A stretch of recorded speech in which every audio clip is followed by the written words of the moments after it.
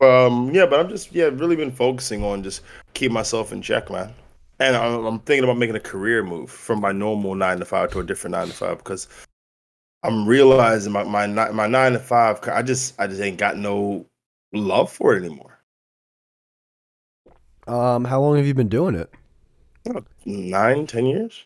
Oh shit. And like have you moved up at I all? didn't want to move up. I didn't move up the ladder because to move up the ladder would be deeper into the belly of the beast. And I was like, I don't want to be deeper in this beast. More of your time would have to be focused to it.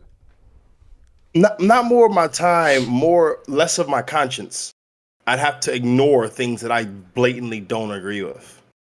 Oh, okay. Yeah, that I understand what you're saying. You almost have Yeah, to like sell your soul a little bit every time you go yeah, up and up. exactly. Yeah, so True. I just like I don't want to fuck with that, so I'm gonna go somewhere else. Have you just started recently getting tired of it, or has this been a long No, time it's coming? been going on since about I would say it's been going on since about November. But I've only really stuck because like what it is, like I was getting pissed off with it. They said, "Well, Brandon, we'll give you more money." And in the beginning, I was like, "Oh, more money, that's cool." More money actually makes the problem worse. Getting more money for something you don't like to do actually makes the situation worse. Because again, you're not less pissed off, you're more pissed off, but you have to stay because you've committed. Yeah, I get what you're saying. Then you get like in a way addicted to the money that's coming in and the Yeah. lifestyle that you're living now with that more money, where it's like it's almost like a drug. It's like fuck, man. Now I really can't leave this place because of all the shit I get, which is like what? Like you get to go out to eat a little bit more and you get to Well, buy but something a little bit more. I mean, you do and you don't because the tax man's like, "Oh, you got more money? We got more money. Thanks, bro. Appreciate that." Because they update the taxes real quick. Like you'll get 1 or 2 paychecks over, but they realize, "Oh, you getting more money? Ha ha! Congratulations. We needed that bigger chunk, and they take that shit too Is it the same? sweet." Is that the same way in England They compared to yeah, the yeah, U.S.? they update it every time you get paid. Like, let's say, for example, if you go for a big pay jump, the first one they'll let slide, but they're adjusting the fuck out you by the second one because they're just not gonna let you get like more money because that'd fuck up their system. Oh wow, they do. So they do it automatically over there. Yeah. It's automated and it's often wrong Oh because what will wow. happen is next April I'll get this little rebate like, oh, here's 600 pounds. We fucked up. It's like word, and maybe this is me being annoying. I would rather have that 600 broken up individually where it should have been than give me that lump sum because that lump sum is you taking it from places that you shouldn't have. Huh? Does that make sense? Well, it's just that's interesting to me that they do it automated because I remember when I moved on my own here in the states, and I was making like dog dick monkey money, like goddamn my fucking throat. I was making nothing, right? But I was just making enough to get by, and you like when you go to a new job, like you do like the little numbers, like the ones and the zeros for your tax bracket and all that. And then you give your money to you pay an accountant to do your taxes in like the beginning of the next year, and then you either get money back or you don't. I remember I got money back when I first like moved out because I had nothing. I was living on my own, and then all of a sudden I got a new like sales thing going on, and I was doing a lot better. And but I just still did like the like I think it was like 00 or 01 or 11. I forget what numbers I picked for my tax bracket. And all of a sudden, the next year, like my accountant's like, yeah, you owe this much and you owe Yeah, this much, and yeah, I'm like, what the fuck? Dude, I owed yeah. so much money, and he's like, "Yeah, man, you should have took out a lot more in your Paid your more check." taxes. Yeah, Yeah. and I'm like, "What the fuck, dude? It's so much." It Yeah, was a that lot. that that's one of those things. I have a question for you, right? And Yo, this is just like just I answer honestly. yo, If you move out of your parents' house to move in with other people who equally contribute to the rent, are you living on your own? no, no, All no. right, cool. I asked that because there's this thing out here where it's just like, oh, you live with your mom, you live at home, ha ha ha. Oh, you live with 4 other people. Oh, you live by yourself. No, no, you don't. You got flatmates. You have housemates. You're not living by yourself. That's an illusion. Yeah, no. And that was actually the main thing I wanted when I moved out. I was like, I wanted to live on my own. Main reason, two reasons. One, I just wanted peace and quiet. And the second reason is listen, man, I need my own bathroom. I can't, like, not in a trillion years am I going to live with some dude while we're sharing the bathroom. I hear that. I hear that.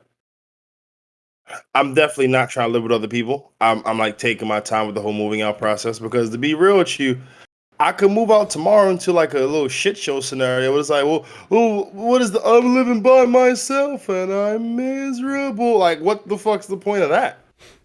True. Part of me actually, now that I've been gone from my parents' place for a long time now, part of me kind of wishes I did do like 1 year of like me and buddies getting a house and renting it out and then just fucking around because like you can do that. That's all wisdom talking, man. That's all wisdom, and I respect it. That's wisdom. Wisdom. What do you mean wisdom? When you get older and you realize, oh shit, I went that way, but I could have went this way, and it would have been dope. You wouldn't have known it at the time because you were just young at the time. But when you got older, you got wisdom, you got more life experience. You thought, oh shit, if me and the homies put the money together, we could have got a house, rent out a room. That's wisdom. Yeah, and we could have did like cake stands. I don't know if that's wisdom, but we could have just had a really good like 1 hour bash or 1 year bash. And it's also, I think part of that falls under the line of because like I never went to college to the degree where I lived in a dorm. So like I was able to go, like when I was younger, I went to house parties and I went to shit like that, but I wasn't I wasn't hosting it and going like, yeah, everyone come fuck over. We're going to fucking destroy this place. You know, I never went to college and I would tell my children go to college, but not for the reasons that everyone said. People say go to college, get education. No, go to college to network and meet people because the motherfuckers that you meet that you are going to hang with are going to be the ones in job positions that will hook you up because as much as they talk about get an education so you can have a job, it's the motherfuckers you know. It's who you know that gets you jobs nowadays. Has shit to do with education. Well, yeah, that's been like the thing since I think, geez, when I was a kid and probably when my parents were kids, and it's just like, it's not what you know, it's who you know. It's like that old fucking saying. Yeah, but it still stands true. But now, so more than ever, we live in this society where everyone wants to feel good and be comfortable and blah, blah, blah. And it's like, who am I going to hire? This random person who I have no idea anything about? Or Tommy? I've known Tommy for ages. I've known Tommy since he was a kid. I grew up with his father. Yeah, me and Tommy go way back. It's like, that's how it goes down. It's 100% how it goes down. And that's also how a lot of businesses fail too, though, because like it's a, what is it? Is it the Peter factor or the Peter Pan factor? Something about someone doing well in a position, but then you promote that person, and they have no idea what the fuck they're doing now, because just because they were doing well in a lower position per se does not mean they're going to do well in a higher position. I found a completely different freaking explanation for that Peter Pan. This is syndrome, actually. So this is Peter different. Pan syndrome. Okay. Well, I don't think though, because this is what you said. This says affects people who do not want or feel unable. Sorry, people who do not want or feel unable to grow up. People with the body. Oh, yes, you're right. This is different. You're right. Is completely different. It is. This is this and it. No. I know what that is. But I think I do get what you're saying. Oh, like the Peter principle. It's the Peter principle. My fault. The Peter principle. That's okay. big. I was like, syndrome doesn't make sense for a job. That wouldn't make any sense. Okay, so I'm gonna read on this. The Peter principle. Okay, here there. The Peter principle states that if you perform well in your job, you'll likely be promoted to the next level of your organization's hierarchy. You'll continue to rise up the ladder until you reach the point where you can no longer perform well. Okay, you know what's funny about that? I know people who avoid performing well so they don't have to deal with the pressure of going to the next level. They do just enough to get by. Yeah. It's like, I don't want to be great. I want to be okay because I don't have to think about as much shit. True. It also probably has to do with they don't want to be great in that position. They probably don't even want that job in its entirety. They're just doing it for the money. I'm Well, sure. that bring Oh, go ahead. yeah. Oh, I was gonna just say, I'm sure if it was something that they really love to do, they either wouldn't even feel as much pressure or they wouldn't mind the pressure of moving up.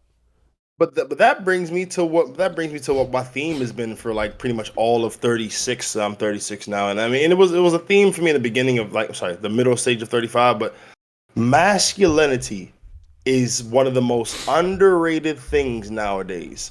And a dude who has a large, not large, he has a healthy level of masculinity. He wants to do more, achieve in the job, because the more he does in the job, the more he feels fulfilled. And men want to feel fulfilled, generally speaking. Is when men are unfulfilled. That's when motherfuckers want to be sad, drink, jump out of windows, and that's when motherfuckers are unfulfilled. I wish I was joking. Unfulfilled men. That's why motherfuckers killed himself. They're 40 years old and they realize I ain't got shit. Well, yeah, I think the suicide rate. It's triple the men out here. I'm triple women out here. Well, I think also it's at least over here, a lot of people like obviously hear the stories and watch the movies and TV shows about young people killing themselves, but it's way higher with people like either around or after retirement. Because I think it's kind of like what you're saying. It's like, oh fuck, I Yeah. my life. Yeah. Shit. It's done. It's gone. I have to ask you this because we're talking the death theme now and theme we're here now. Be as honest you can. Are you, as a Caucasian male, in any way affected when a school shooting happens? Do you feel like that affects you in terms of your culture, or you as a young Caucasian man? Do you feel that affects you at all? Does it have any bearing on you?